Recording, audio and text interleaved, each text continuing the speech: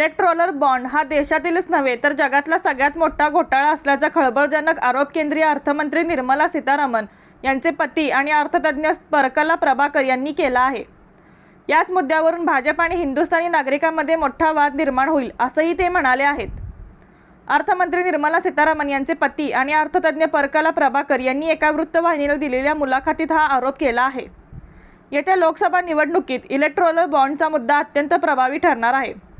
भाजपचा वाद हा विरोधी पक्षांशी नसून याच मुद्द्यावरून देशाच्या जनतेशी होणार आहे, कारण हाच विषय काळात सामान्य जनतेच्या मुखी होताना दिसत आहे आणि हळूहळू जनतेलाही हा घोटाळा देशातीलच नव्हे तर जगातील सर्वात मोठा घोटाळा असल्याचं कळून चुकेल। याच कारणाने या सरकारला मतदारांच्या रोषाला सामोरं जावं लागेल असा दावाही परकला प्रभाकर यांनी केला आहे। अर्थतज्ञ परकला प्रभाकर हे 2014 ते 18 या काळात आंध्र प्रदेशच्या सरकारी प्रशासन सेवेत होते।